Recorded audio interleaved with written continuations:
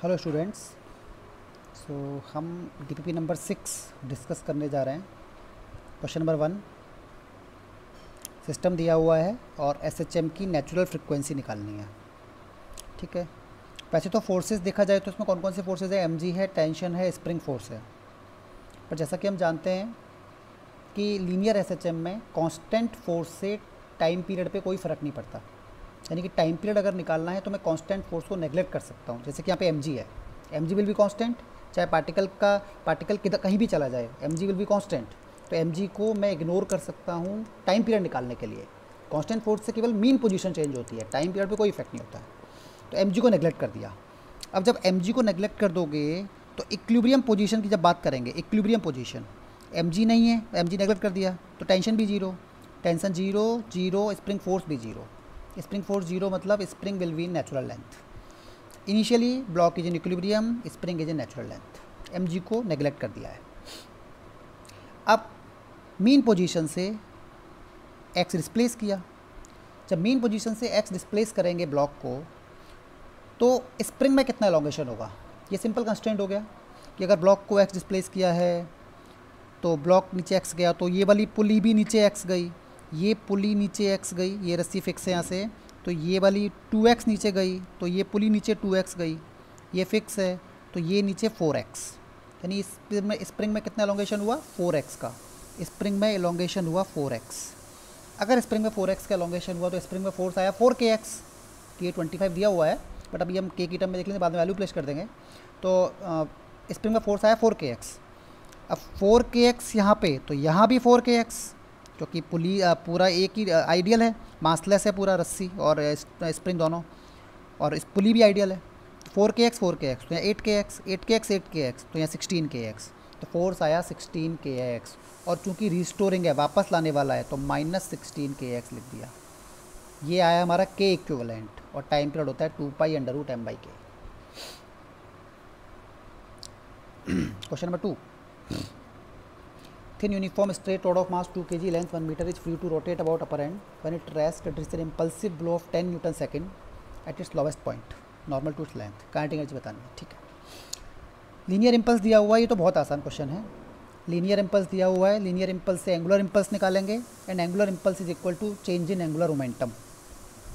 तो angular impulse equal to R cross I होता है, वेयर आई लीनियर इम्पल्स, या इसको हम आर इंटू आई परपेंडिकुलर बोल सकते हैं, या आर परपेंडिकुलर इंटू आई बोल सकते हैं। तो ये कितना आ जाएगा, 10 इंटू 1, 10 आ जाएगा।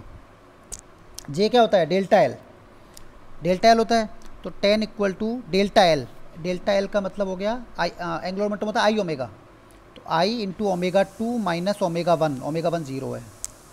आई पता है ml²/3, यहाँ से ओमेगा आ जाएगा, kinetic energy half I omega square. अच्छा, ऐसे भी कर सकते थे, अगर ओमेगा नहीं निकालना था तो हम जे निकाल लिया हमने, J is delta L, L initial is zero, तो J is equal to L final, और फाइनल एल मुझे मिल गया, तो kinetic energy equal to L²/2y। Directly ऐसे भी कर सकते थे, एक ही बात है। Question number 3, all sides of equilateral triangle are diameter of 3 identical uniform semi circular rings each of mass m। ये जो ट्रायंगल बनाया हुआ है, ये ट्रायंगल की तीनों साइड्स बेसिकली डायमीटर हैं। किसकी डायमीटर हैं, identical uniform semi circular ring, semi circular ring के डायमीटर है। ठीक है। Plane of each ring is perpendicular to plane of paper. अच्छा, अब डायग्राम को थोड़ा अच्छे समझना है क्योंकि डायग्राम 3D में है।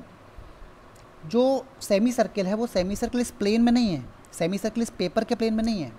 Semi circle is basically, semi circle इस प्लेन में नहीं है। ऐसा बनाओगे तो ये नहीं है सेमी सर्किल, ऐसा नहीं होगा सेमी सर्किल, क्योंकि सेमी सर्किल तो पेपर के प्लेन के कैसा है, परपेंडिकुलर है। सेमी सर्किल बेसिकली पेपर के प्लेन के परपेंडिकुलर है। सेमी सर्किल मतलब इस प्लेन के परपेंडिकुलर होगा। ठीक है। और ये उसका डायमीटर होगा ए। ठीक है। मोमेंट ऑफ इनर्शिया बताना है about an axis through centroid of triangle and perpendicular to plane of paper. ठीक है। तो जो सेंट्रॉइड होगा, इस सेंट्रॉइड से पास करने वाली जो एक्सिस होगी, सेंट्रॉइड से पास करने वाली axis perpendicular to plane of paper, उस एक्सिस के अबाउट मोमेंट ऑफ इनर्शिया बताना है। तो देखो, रिंग जो है, सेमी रिंग जो है, वो भी पेपर के प्लेन के परपेंडिकुलर है, और ये एक्सिस जिसके अबाउट मोमेंटम का नीचे पूछ रहा है ये भी पेपर के प्लेन के परपेंडिकुलर है। यानी ये बात नोट कर पा रहे हो कि axis is parallel to the plane of ring, axis is parallel to the plane of ring, है ना। अच्छा, अब ऑब्वियसली बात है मुझे पैरेलल एक्सिस थ्योरम लगानी पड़ेगी। एक एक्सिस जो ICOM लूँगा, जो सेंटर ऑफ मास से पास करने वाली होगी, जो सेंटर ऑफ मास से पास करेगी, थोड़ा सा डायग्राम को ध्यान से देख के सोचो, क्या वो इससे पास करेगी, यानी ये हो जाएगा ICOM। इस एक्सिस के अबाउट जो निकालोगे वो हो जाएगा ICOM।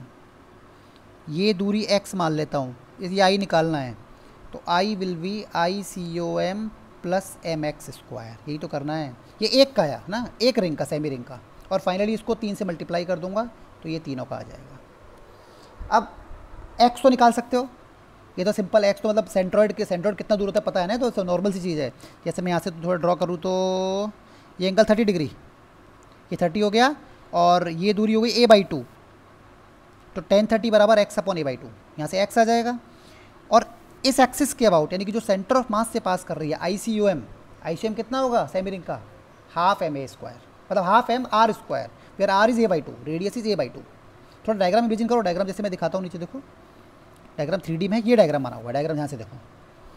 बेसिकली ये डायमीटर, ये जो ये वाला जो एक्सिस है, ये एक्सिस रिंग के प्लेन में है, ये एक्सिस रिंग के प्लेन में है ना, और सेंटर से पास कर रही है ऑब्वियसली। तो इसके अबाउट मोमेंटम से हाफ MA स्क्वायर हो जाएगा, और फिर पैरेलल एक्सिस थ्योरम लगा के मैं इसका आंसर निकाल दूँगा।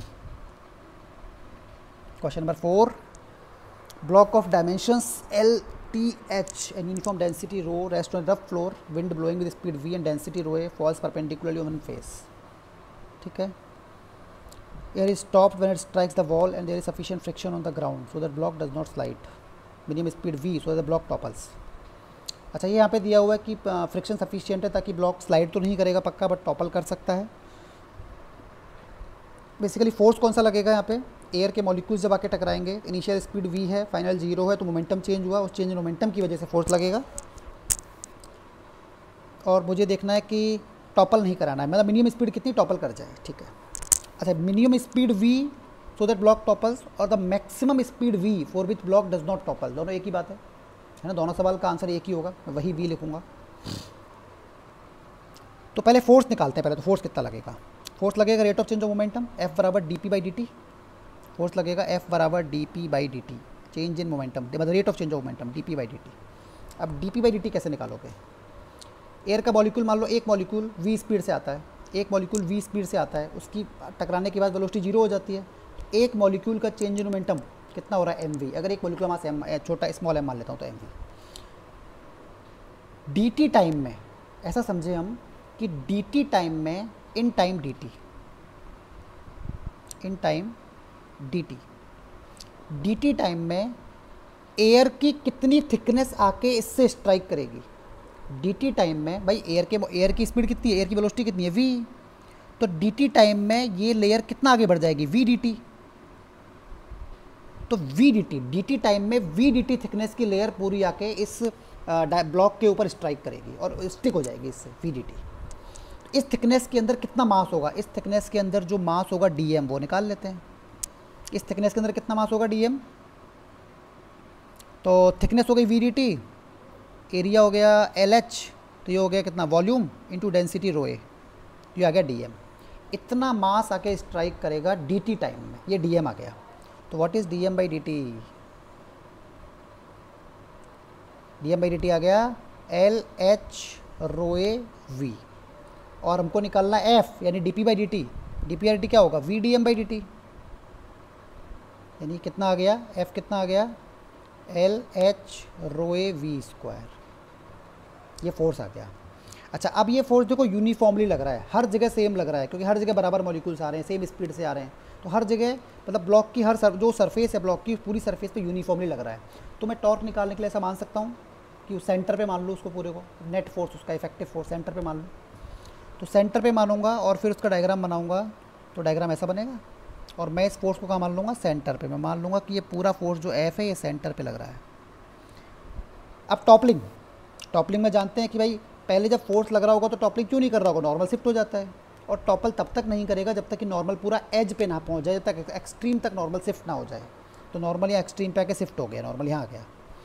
इसी पॉइंट का टॉर्क जीरो कर लो। टॉपल नहीं कर रहा है मतलब हर पॉइंट का टॉर्क जीरो, किसी पॉइंट का आउट कर लो। बॉडी चल नहीं रही है तो every point is inertial point, इसके बाद जीरो करें। नॉर्मल का टॉर्क जीरो, फ्रिक्शन का टॉर्क जीरो, यानी क्या करना है, एफ का torque equal to M G का टॉर्क मैग्नीट्यूड वाइज। एफ का torque equal to M G का टॉर्क, आंसर आ जाएगा बस। Question number 5, oscillation is superposition of three harmonic oscillations and described by equation x equal to a sin 2 pi v1 t plus a changes with time को, ठीक है। Amplitude change हो रहा है, दिया हुआ है। ये तो आसान क्वेश्चन है। इसमें मुझे x equal to a sin 2 pi, x equal to a sin 2 pi v1 t दिया हुआ है, एम्पलीट्यूड दिया हुआ है, रख दो एम्पलीट्यूड वैल्यू यहाँ पे, तो ऐसा आ गया, ये आ गया। अभी सिंपल ट्रिग्नोमेट्री से उसको एक्सपेंड कर लो, सॉल्व करके तुरंत आंसर आ जाएगा। ये तो साइन 2 भी आता लगा गया, यहाँ two sine A cos B का फॉर्मूला लगा के उसको ओपन कर लेना, तो एक फ्रिक्वेंसी v1, एक v1 प्लस v2, एक v1 माइनस v2। तो ये तो काफ़ी इजी क्वेश्चन है। Question number 6, a uniform thin hemispherical shell is kept at rest and in equilibrium on an inclined plane of angle of inclination 30 degree as shown figure. Inclined to 30, ठीक है, ये angle 30 दिया हुआ है, inclined plane का angle दिया हुआ है 30 degree. If the surface of inclined plane is sufficiently rough to prevent sliding, sufficiently rough है मतलब फ्रिक्शन सफिशिएंट है, इसको स्लाइड नहीं होने देगा, और इक्विलिब्रियम में है मतलब रोटेट भी नहीं हो रही है, यानी कि translational as well as rotational equilibrium है। तो angle alpha made by the plane of hemisphere with incline plane, alpha कितना बनेगा, ठीक है। ये जो लाइन दी हुई है ये इंक्लाइन सरफेस के पैरेलल है, उससे अल्फा कितना बनेगा। तो पहले फोर्सेस देखते हैं कौन कौन से फोर्सेस लगेंगे। इस पॉइंट पर, कॉन्टैक्ट पॉइंट पे एक नॉर्मल लगेगा। नॉर्मल हेमिस्फीयर की बात कर रहा हूँ, स्फीयर की बात कर रहा हूँ, तो नॉर्मल हमेशा सेंटर से पास करेगा, है ना। तो नॉर्मल बनाओगे सेंटर से पास करेगा। नॉर्मल लगेगा यहाँ पे कैसे, ये नॉर्मल लगा है, सेंटर से पास करेगा। एक फ्रिक्शन लगेगा, फ्रिक्शन टेंजेंशियल टू सरफेस, ये फ्रिक्शन लगा, फ्रिक्शन नॉर्मल। अच्छा, और तीसरा फोर्स कौन सा होगा, एम जी। बॉडी इक्विलिब्रियम में है, translational as well as rotational, तो नेट फोर्स भी जीरो, नेट टॉर्क भी जीरो, और net torque about every axis zero, हर पॉइंट के अबाउट नेट टॉर्क जीरो, हर एक्सिस के about net torque zero, body equilibrium में है। तो अगर इस पॉइंट के अबाउट बात करूं, नेट टॉर्क जीरो करना है, एफ का जीरो, एन का जीरो, तो एम जी का भी जीरो होना चाहिए, मतलब एम जी भी इससे पास करना चाहिए। That means centre of mass इस पॉइंट के ऊपर आना चाहिए, यहाँ आना चाहिए सेंटर ऑफ मास, ताकि एम जी भी इससे पास करे।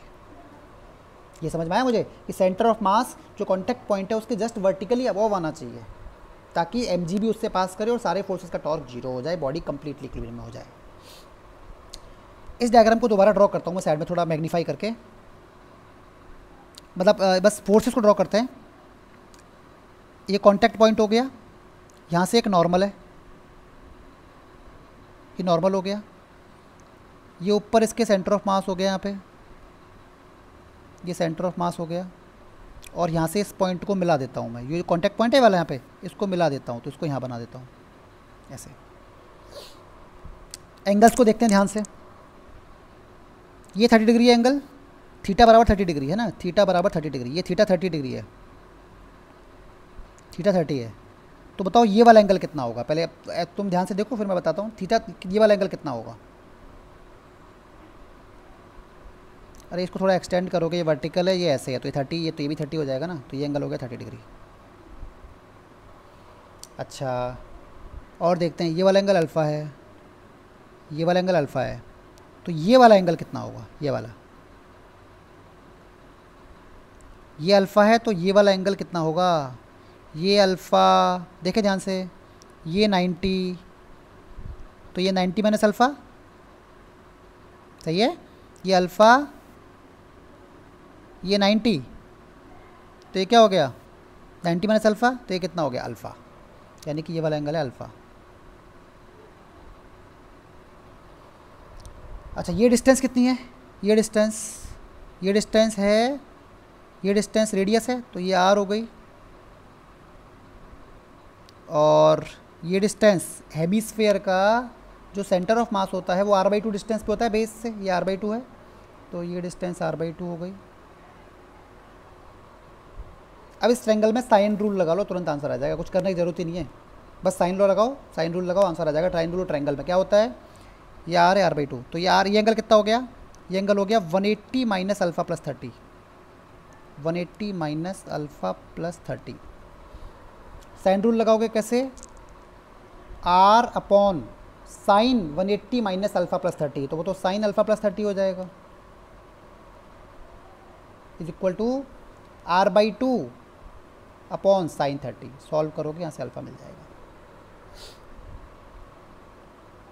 Question number 7, the natural frequency of system shown figure is pulley smooth and massless.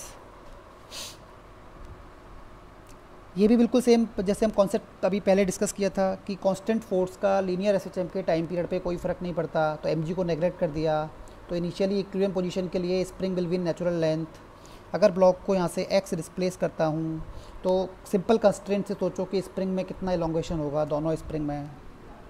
अगर ब्लॉक को एक्स डिस्प्लेस करता हूँ तो दोनों स्प्रिंग में कितना कितना इलोंगेशन होगा।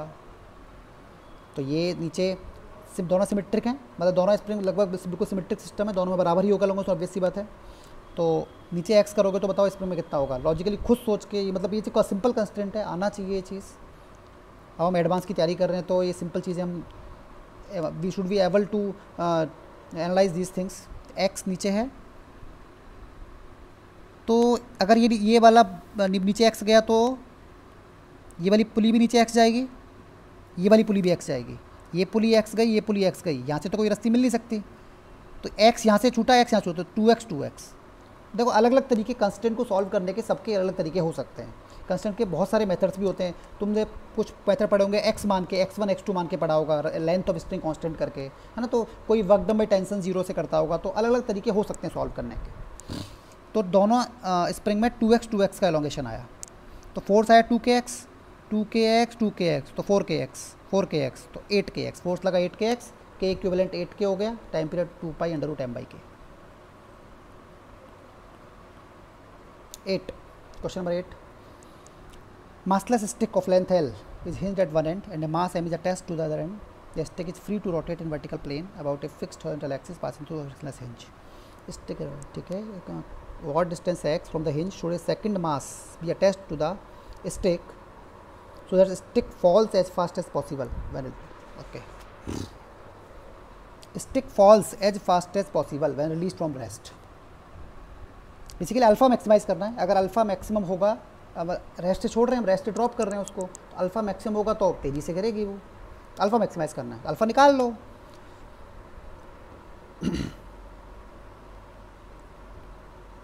ये भी एम के बराबर, दोनों मास बराबर दिए हुए हैं। मान लो मैंने एक्स डिस्टेंस पे प्लेस किया है इसको, तो लिखो टॉर्क कितना आएगा। टॉर्क कितना आएगा, इसका फोर्स लग रहा है नीचे mg और इसका फोर्स भी लग रहा है नीचे mg, तो टॉर्क लिखो mgx प्लस mgl। इसका इस वाले का mgx और इसका mgl, तो mgx प्लस l, ये टॉर्क हो गया, बराबर आई अल्फ़ा। आई कितना होगा, mx square plus ml square. Rod massless rod तो अल्फ़ा, यहाँ से अल्फ़ा आ जाएगा और अल्फ़ा को मैक्सिमाइज़ कर लेना, x मिल जाएगा। अल्फ़ा को मैक्सिमाइज़ कर लेना तो x मिल जाएगा। अब देखो एक डाउट आ सकता है, एक डाउट तुम्हारे मन में आ सकता है कि सर आपने केवल इसी पोजीशन के लिए क्यों निकाला, जबकि रॉड की तो अभी अलग है, रॉड बाद में कुछ एंगल बनेगा, अलग अलग एंगल पे होगी रॉड। तो बेटा कोई सा भी एंगल हो, जैसे मान लो जनरल में केस लेके बताऊँ, एंगल कुछ भी हो, जब तुम टॉर्क लिखोगे तो साइन थीटा, जैसे ये साइन थीटा आ रहा है, ये साइन थीटा हमेशा आएगा। मतलब कहने का मतलब जब तुम एक्स लिखोगे, जैसे पर्टिकुलर पोजीशन पे लिख रहे हो, उस पर्टिकुलर पोजीशन पे एक्स की वैल्यू कुछ भी हो, ये sine theta as it is रहेगा। यहाँ पे एक्स वेरी करने से साइन थीटा वेरी नहीं करेगा, साइन थीटा रहेगा। तो साइन थीटा पे डिपेंड नहीं कर रही हैं चीज़ें, उस पर्टिकुलर पोजीशन के लिए अल्फ़ा मैक्सिमम हो जाएगा। तो हर पोजीशन पे अल्फ़ा मैक्सिमाइज़ कर रहे हैं हम, तो साइन थीटा पे डिपेंड नहीं कर रहा है, हर पोजीशन पे अल्फ़ा मैक्सिमम है इस एक्स के लिए। For every value of theta alpha value maximum for that particular position. Question number 9, uniform disk of mass m is attached to a spring of spring constant k as shown in figure and there is sufficient friction to prevent slipping of disk. Friction sufficient है ताकि मतलब pure rolling होगी है, pure rolling होगी, time period निकालना है इसका, ठीक है। प्योर रोलिंग होगी मतलब जो कांटेक्ट पॉइंट है वो स्लिप नहीं करेगा, ये वाला पॉइंट स्लिप नहीं करेगा, ये पॉइंट स्लिप नहीं करेगा। तो हम इसी के अबाउट ऐसा करते हैं, इनर्शियल पॉइंट हो गया एक तरह से। अभी ये पॉइंट स्लिप नहीं कर रहा है, इसका एक्सीलरेशन टेंजेंशियल एक्सीलरेशन 0, है ना। टेंजेंशियल एक्सीलरेशन 0 है। अगर इसका सेंट्रीपिटल एक्सीलरेशन होगा भी तो उसका तो स्यूडो टॉर्क इसी से पास कर जाएगा। तो हम इससे इसके अबाउट ही बात कर लेते हैं, इसके अबाउट ही देख लेते हैं हम। तो मान लेता हूँ कि इसके अबाउट बात करें तो इनिशियल सिचुएशन ये है यहाँ से मैंने थीटा रोटेट कर दिया, small theta, very small theta, यहाँ से थीटा रोटेट कर दिया मैंने बॉडी को। जब यहाँ से थीटा रोटेट करूँगा तो सेंटर ऑफ मास कितना आगे जाएगा, r/2 थीटा। अच्छा, स्प्रिंग का जो पॉइंट यहाँ पे अटैच्ड है वो कितना आगे जाएगा, स्प्रिंग वाले पॉइंट की डिस्टेंस इस कॉन्टैक्ट पॉइंट से कितनी हो गई, 3r/2, तो ये आगे जाएगा 3r/2 थीटा।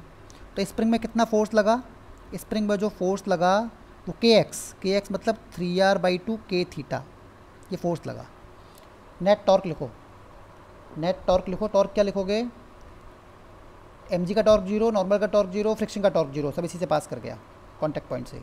केवल स्प्रिंग फोर्स का टॉर्क आएगा, वो भी कितना, माइनस लगा देता हूँ क्योंकि वापस लाने वाला है। तो टॉर्क आएगा कितना, force 3r/2 k theta force हो गया, इनटू डिस्टेंस कितनी 3r/2, तो ये हो गया टॉर्क। टॉर्क बराबर आई अल्फ़ा। आई कितना होगा इसके अबाउट, कॉन्टैक्ट वाले एक्सिस के अबाउट है ना, सेंटर मास के बराबर लिख देना। तो दिस के तो 3/2 है हमारे स्क्वायर पैरेलल एक्सिस थ्योरम से, इंटू अल्फ़ा बराबर दिस। बस यहाँ से अल्फ़ा आ गया, अल्फ़ा बराबर माइनस ओमेगा स्क्वायर थीटा, यहाँ से कंपेयर करके ओमेगा निकाल लूँगा और टाइम पीरियड 2π/ओमेगा। Question number 10 a particle is executing simple harmonic motion in a conservative force field, total energy of simple harmonic motion is given by E = ax² + bv²। ठीक है, तो ये तो मतलब कि बहुत सिंपल क्वेश्चन हो गया, क्योंकि एनर्जी का एक्सप्रेशन बिल्कुल वही दिया हुआ है जो हम SHM में पढ़ते हैं, और दिया भी हुआ है SHM में, तो SHM की एनर्जी कंपेयर कर लो, तुरंत आंसर आ जाएगा। जैसे एनर्जी है, एनर्जी का फॉर्मूला SHM में क्या होता है, हाफ के, पोटेंशियल एनर्जी होती है हाफ kx², काइनेटिक एनर्जी होती है हाफ mv²। अब कंपेयर करके k मिल गया, m मिल गया, अब जो आंसर चाहिए सब निकलता जाएगा। कंपेयर करके मुझे क्या मिल गया, k भी मिल गया मुझे, k जो स्प्रिंग जो SHM का कांस्टेंट होता है, k बराबर क्या आ गया, k मतलब a बराबर एक तरह से a बराबर k/2, तो k बराबर 2a हो गया, और m/2 बराबर b, तो m बराबर 2b हो गया। k और m मिल गया हमारे। अब देखो क्या निकालना है, निकालते जाओ। Amplitude of SHM amplitude of SHM कितना होगा, तो अच्छा, और देखो मीन पॉइंट, ठीक है, वी वेलोसिटी एक्स, हाँ ठीक है, मीन पॉइंट, हाँ, एम्पलीट्यूड ऑफ SHM। तो एम्पलीट्यूड कैसे निकालोगे बताओ, एम्पलीट्यूड ऑफ SHM कितना है, तो एनर्जी टोटल कितनी है, E, टोटल एनर्जी फिक्स है ना, E टोटल तो फिक्स दिया हुआ E, तो टोटल एनर्जी E है, और टोटल एनर्जी हम जानते हैं हाफ के कैपिटल A स्क्वायर, तो वहाँ से कैपिटल A आ जाएगा निकल के। बेसिकली K और M मिल गया ना, K और M मिल गया, और टोटल एनर्जी E है। इसका यूज करके अब तुम डायरेक्ट SHM के फॉर्मूले यूज करके बहुत आसानी से सारे क्वेश्चन कर सकते हो, इसमें कोई बड़ी बात नहीं है। 11 two particle of mass m each are fixed to a massless rod of length 2l. The rod is hinged at one end about a smooth hinge and it performs oscillation of small angle vertical plane. The length of equivalent simple pendulum. अच्छा, equivalent simple pendulum, तो पहले हम क्या करेंगे, इसका time period निकालेंगे। इस time period को, जो भी इसका टाइम पीरियड आएगा, उस टाइम पीरियड को हम 2π√L इफेक्टिव बाई जी के बराबर रख देंगे। L इफेक्टिव और L इक्विवेलेंट बोल दो, वही है हमारी length of equivalent simple pendulum. तो पहले इसका टाइम पीरियड निकाल लो SHM का। टाइम पीरियड कैसे निकालोगे, इसका फिजिकल पेंडुलम है तो हमने पढ़ा हुआ है, टाइम पीरियड होता है 2π√I/mgd टाइम पीरियड होता है। हाँ, अगर तुम इसको डिस्प्लेस करके देखोगे उससे भी आ जाएगा, डायरेक्ट मतलब नॉर्मल जो तरीका होता है कि थीटा डिस्प्लेस करो, टॉर्क लिखो, टॉर्क बराबर आई अल्फा, वहाँ से भी आ जाएगा। बट हमने फॉर्मूला पहले भी याद भी किया हुआ है, अगर याद किया फॉर्मूला यूज करोगे थोड़ा जल्दी हो जाएगा। तो टाइम पीरियड का फॉर्मूला क्या होता है फिजिकल पेंडुलम का, 2π√I/mgd। आई होता है moment of inertia about the hinge axis, m मास हो गया जो कि यहाँ पे 2m होगा, टोटल मास m 2m होगा, और d होती है सेंटर ऑफ मास की distance, the distance of centre of mass from the centre of suspension. तो सेंटर ऑफ मास कहाँ होगा, इन दोनों का सेंटर ऑफ मास यहाँ होगा बिल्कुल बीच में, और वहाँ से दूरी कितनी हो जाएगी, L + L/2 3L/2। तो d की जगह रखोगे 3L/2, m की जगह रखोगे 2m, आई तो निकाल लोगे इसका ml² + m2l², आई आ जाएगा। टाइम पीरियड यहाँ रख देना, L इफेक्टिव निकल के आ जाएगा। 12 Two copper balls of radius r and 2r are released at rest in a long tube filled with liquid of uniform viscosity. After some time, when both the spheres acquire critical velocity, the ratio of viscous force on the balls is. Again very easy question. Viscous force का ratio निकालना है. अच्छा, जब जो steady state आती है, यानी कि जब critical velocity, terminal velocity achieve कर लेता है, तो वहाँ पे क्या होता है, क्या कौन कौन से फोर्स बेसिकली क्या होता क्या है, कौन कौन से फोर्स लग रहे होते हैं. एक फोर्स नीचे mg लग रहा होगा, ऊपर बॉइंट फोर्स लग रहा होगा, और इसकी वेलोसिटी नीचे है तो ऊपर लग रहा होगा विस्कस फोर्स. और एक वेलोसिटी, टर्मिनल वेलोसिटी अचीव हो चुकी है, मतलब वेलोसिटी कांस्टेंट हो चुकी है, तो नेट फोर्स जीरो हो गया, यानी बॉइंट फोर्स प्लस विस्कस फोर्स बराबर mg. और यहाँ से सॉल्व करके हम फॉर्मूला निकालते भी, मतलब यहाँ से सॉल्व करके तुम देख सकते हो कि जैसे हम फॉर्मूला निकालते भी हैं, यहाँ पे टर्मिनल वेलोसिटी का फॉर्मूला भी निकालते हैं, यहाँ पे हम यही करके निकालते हैं फॉर्मूला. दोनों की रेडियस दी हुई है r2r, और रेडियस r2r दी हुई है, ठीक है. रेशो विस्कस फोर्स क्या होगा, तो विस्कस फोर्स क्या है, mg minus F V. Viscous force क्या है, mg माइनस एफ वी. अब देखो ये बहुत आसान हो गया. मास बेसिकली क्या होगा, मास में भी रेडियस आएगा, मास को क्या लिख दोगे, 4/3πr3 उसका वॉल्यूम हो गया, into density of solid into g, minus buoyant force क्या लिखोगे, volume of body 4/3πr3 into rho of liquid into g. तो ये प्रोपोर्शनल टू जो विस्कस फोर्स होगा, प्रोपोर्शनल आ जाएगा r³ के. विस्कस फोर्स जो होगा वो प्रोपोर्शनल आ जाएगा r³ के. तो यहाँ से सॉल्व हो जाएगा सवाल. 13. A uniform solid cone of mass m, base radius r and height 2r. अच्छा, पहले सॉलिड कॉन का मोमेंट ऑफ इनर्शिया, जो ये एक्सिस दी हुई है, जो एक्सिस दी हुई है इसकी रोटेशनल एक्सिस, इस एक्सिस के अबाउट सॉलिड कॉन का मोमेंट ऑफ इनर्शिया याद होना चाहिए. बाकी निकालना थोड़ा टफ होगा, इंटीग्रेशन करके निकालना पड़ेगा. बाकी याद भी रखना है 3/10 mr², है ना, ये याद रखें 3/10 mr². अगर हॉलो कॉन होता तो हॉलो कॉन का होता हाफ mr². अगर हॉलो कॉन होता इसी एक्सिस के अबाउट तो होता हाफ mr², सॉलिड कॉन होता 3/10 mr². तो uniform solid cone of mass m, base radius r, height 2r, has a smooth groove along its length height, cone is rotating with angular speed omega, particle mass से relation to cone groove the angular speed of cone. अच्छा ठीक है, particle जब base पे आ जाएगा तो omega क्या हो जाएगा. देखो इस एक्सिस के अबाउट ध्यान से देखो, इस एक्सिस के अबाउट कोई एक्स्ट्रा टॉर्क आ रहा है क्या, कोई पार्टिकल और जो डिस्क है, पार्टिकल और जो कोन है वो आपस में नॉर्मल लगाएंगे, कैंसिल हो गया एक दूसरे पे. पार्टिकल का जो mg लगेगा, mg वो mg एक्सिस के पैरेलल होगा, तो उसका भी टॉर्क जीरो हो गया. तो net torque about this axis zero, net torque about this axis zero. तो एंगुलर मोमेंटम कंजर्व रहेगा, एंगुलर मोमेंटम कंजर्व रहेगा. I1 ω1 बराबर I2 ω2, I1 ω1 is equal to I2 ω2. I1 कितना है, इनिशियली तो पार्टिकल यहीं पर है, तो पार्टिकल का इनिशियल पार्टिकल का मोमेंटम जीरो, केवल कौन का होगा 3/10 mr². तो I1 की जगह रख दूंगा 3/10 mr² इंटू ओमेगा दिया हुआ है इनिशियली. फाइनली कौन का भी आएगा, पार्टिकल का भी आएगा. कौन का 3/10 mr² प्लस पार्टिकल का क्या हो जाएगा mr². यहाँ से r डिस्टेंस पर ये दूरी r है ना, तो पार्टिकल यहाँ पे आ गया फाइनली mr², और इंटू ओमेगा कर दूँ, फाइनल ओमेगा आ जाएगा. 14. A uniform metal rod fixed at both end of 2 mm² cross section, area दिया हुआ है 2 mm², 40 to 20 कूल कर दिया. तो कोफिशिएंट ऑफ लीनियर एक्सपेंशन यानी कि अल्फ़ा दिया हुआ है, और यंग्स मॉडल्स दिया हुआ है, ठीक है. Energy stored per unit volume, energy stored per unit volume यानी कि एनर्जी डेंसिटी पूछ रहा है. एनर्जी डेंसिटी होती है half stress into strain, energy density होती है हाफ स्ट्रेस इनटू स्ट्रेन, और इसको लिख सकते हो हाफ वाई इंटू स्ट्रेन का स्क्वायर. स्ट्रेन कैसे लिखोगे, वाई तो दिया हुआ है, स्ट्रेन क्या होता है delta L upon L. Strain क्या होता है delta L upon L. Delta L क्या हो जाएगा एल अल्फ़ा डेल्टा टी.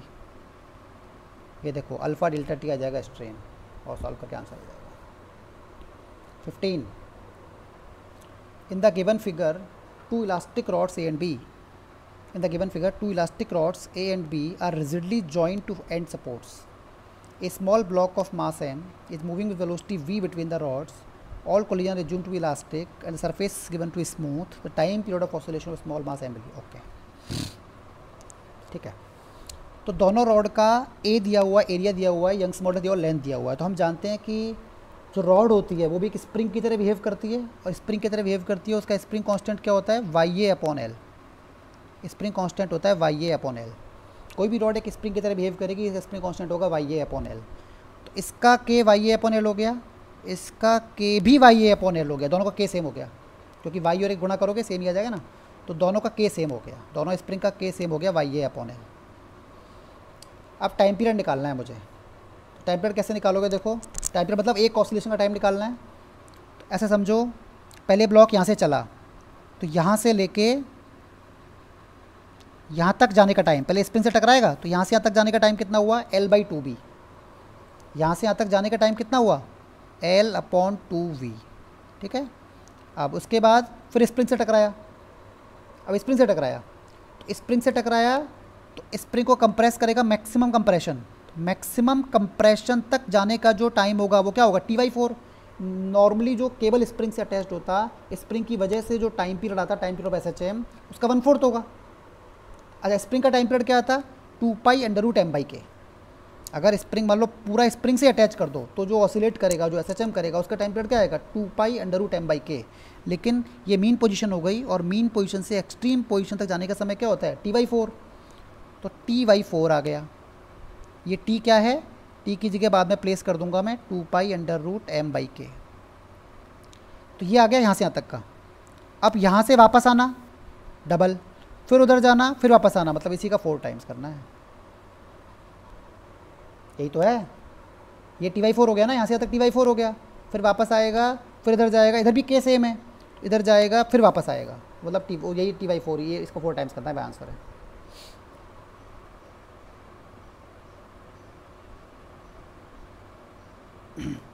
ठीक है, तो बेटा सॉल्व हो गया है। 15 क्वेश्चन तक हम कर चुके हैं, बाकी फिर नेक्स्ट क्लास में या नेक्स्ट टर्न पे हम इसके बाद डिस्कस करेंगे। Thank you.